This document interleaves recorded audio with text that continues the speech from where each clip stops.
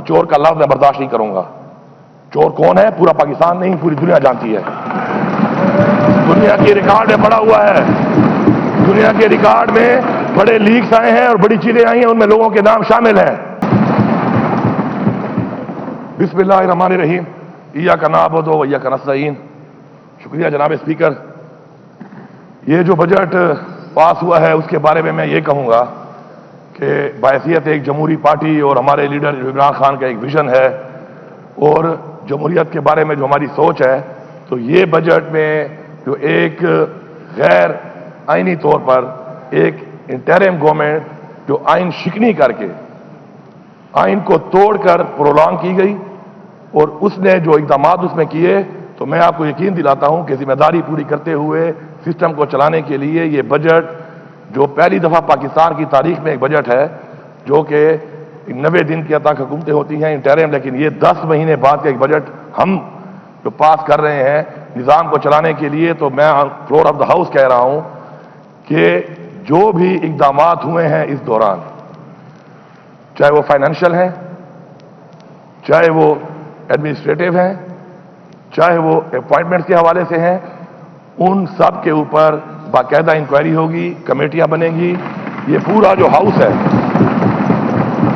وہ اس پہ شامل ہوگا اور آئین شکنی کی جو سزا ہے اس پہ ہمارے جو تحفظات ہیں وہ بھی ویسے کے ویسے ہیں، اور اس کے علاوہ جو اس ٹائم میں کام ہوئے ہیں اس کے اوپر بھی باقاعدہ ایکشن لیا جائے گا. لیکن میں یہ کہنا ضروری سمجھتا ہوں آن ریکارڈ کہ جو پارٹیاں اس وقت موجود تھیں اور انہوں نے الیکشن کے اس ڈیلے کے اوپر اس آئین شکنی میں سہولت کاری کا کردار ادا کیا، آگے کے لیے اصلاح کے لیے ضروری ہے ان کے لیے کہ وہ دوبارہ ایسا نہ کریں، اور اگر پھر دوبارہ ایسا کرتے ہیں تو کم از کم اپنے اوپر تنقید کر رہے ہیں، ہمارے اوپر نہیں کر رہے، تو اپنے اوپر تنقید کرنے کے لیے آپ اگر موقع فراہم کرتے ہیں اپنے آپ کو تو بیسٹ آف لک آپ کرتے رہیں. لیکن یہ پی ڈی ایم کی تمام پارٹیاں جو موجود تھیں اس وقت، انہوں نے ہی اس کو الاؤ کیا کہ الیکشن لیٹ ہوں، اور یہ انٹرم گورنمنٹ جو پرولانگ ہوئی ہے یا انشکری جو ہوئی ہے اس میں جو پارٹیاں سہولت کار تھیں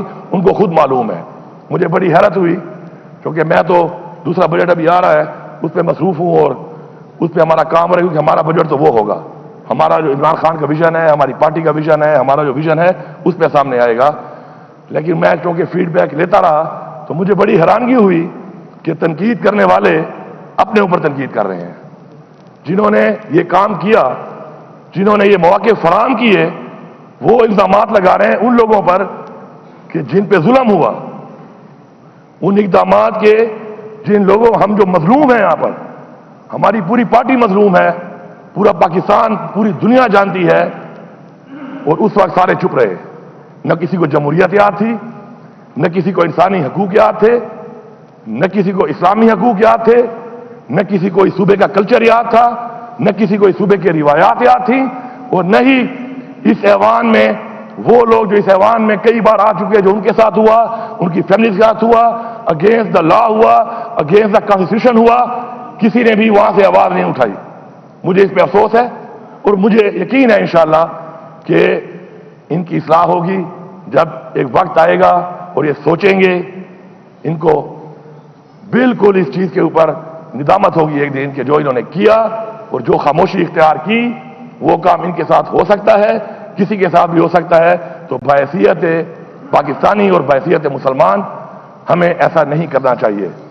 اسلام میں ہے کہ کوئی بھی فیصلہ کرنا ہو، کوئی بھی اقدام کرنا ہو تو اس میں اپنے آپ کو رکھو اس بندے کی جگہ پر، تو پھر آپ ایک بہتر فیصلہ کر سکتے ہو. ایسا نہیں کیا گیا. بہرحال اور ثبوت اس بات کا یہ تنقید ہوتی ہے کہ عمران خان کی پرفارمنس، اس صوبے کی پرفارمنس، حکومت کی پرفارمنس نہیں رہی، تو یہ تعداد بتا سکتی ہے کہ عوام نے اس سارے جبر، ظلم، زیادتی، نشان چھین لیا، لیڈر جیل میں، کاغذات نہیں جمع کرانے دے رہے، اغوا ہو رہے ہیں ہمارے پروپوزر سیکنڈرز، کمپین نہیں کرنے دے رہے، اس کے باوجود آج بھی جن حلقوں پہ ہم کہتے ہیں کہ یہاں بھی مینڈیٹ چوری ہوا ہے پورے پاکستان کی طرح، میں ثابت کروں گا انشاءاللہ کہ وہ جو دھاندلا یہاں پر ہوا ہے اور جو مینڈیٹ چوری ہوا ہے حلقے کھلیں گے انشاءاللہ، اور اگر کوئی یہ کہتا ہے کہ ہم جھوٹ بول رہے ہیں تو سب سے پہلے میں یہاں پہ حاضر ہوں، جب مجھے خوف نہیں ہے، جب نظام میرے خلاف تھا کہ آؤ میرا حلقہ کھول لو، تو آپ لوگ جو ٹریبیونل میں کیسز چل رہے ہیں تو آپ لوگ خود کیوں نہیں کرتے والنٹیئر کہ آؤ کھول لو، آؤ کھول لو، ہم سب کھولنے کو تیار ہیں، سب تیار ہو نا اس کے لیے؟ آپ لوگ تیار ہیں کیا؟ خاموشی بتا رہی ہے کہ مجھے بولنے کی ضرورت ہی نہیں ہے۔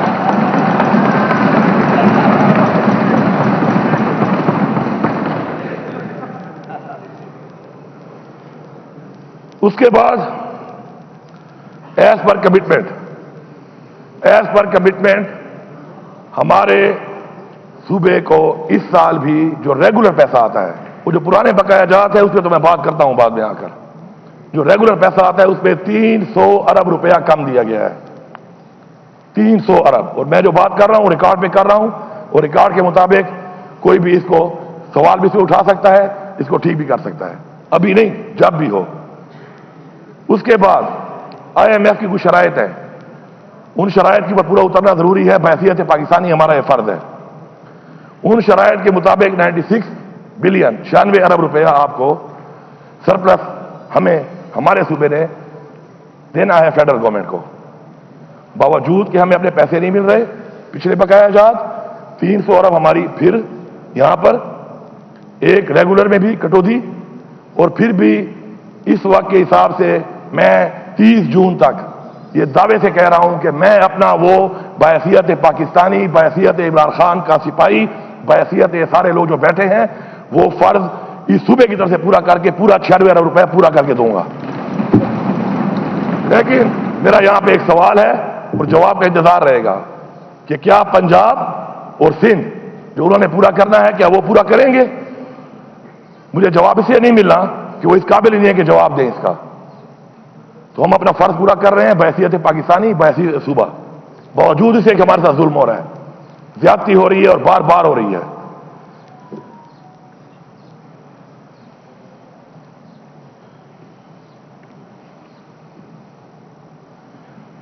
اس سال ہمارا جو ایکسپاٹا ہے، جو ہمارا مرڈ ایریا ہے، اس کی جو کمٹمنٹ لوگوں سے کی گئی تھی تو صرف صوبائی حکومت نے نہیں کی تھی، اور یہ پورا پاکستان جانتا ہے کہ پاکستان بننے سے پہلے سے لے کے اب تک اس طرح پاکستان میں ہر ایک نے قربانی دی، ہر پاکستانی نے قربانی دی۔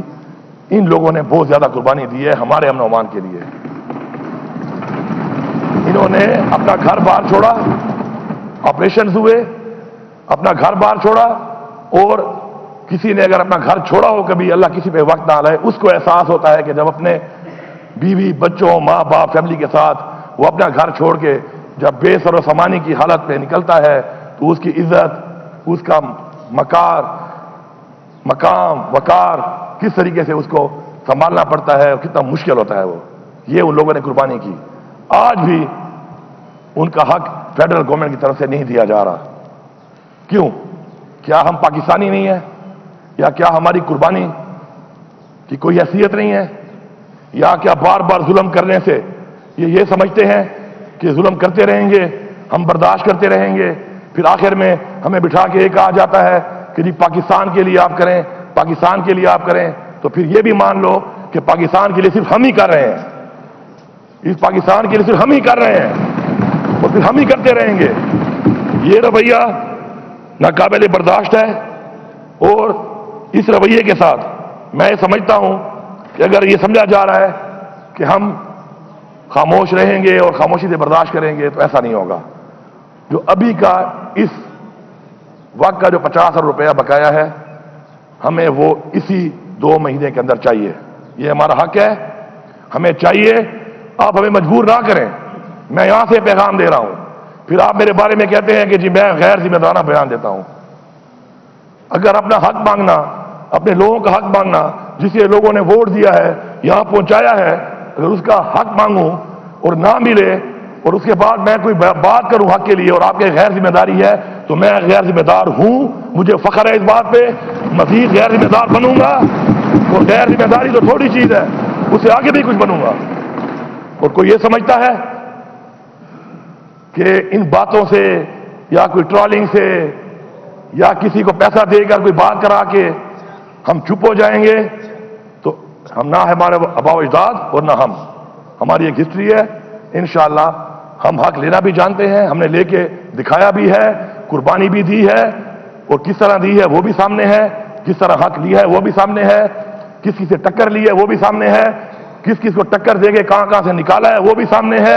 اور صرف یہ پاکستان بننے کے بعد کی بات نہیں کر رہا، پاکستان بننے سے پہلے کا بھی ریکارڈ اٹھا لیں. الحمدللہ ہمیشہ کہتا ہوں کہ اگلے کی ہسٹری دیکھو، اس کی باتوں پہ یقین نہ کرو.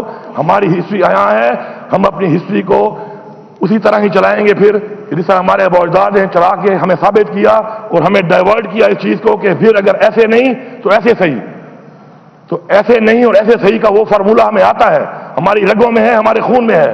تو اس فارمولے کی طرف لے کے نہ جاؤ. اور بار بار ریکویسٹ جو ہے نا وہ نہیں کی جاتی، ریکویسٹ کی بھی ایک لمٹ ہے.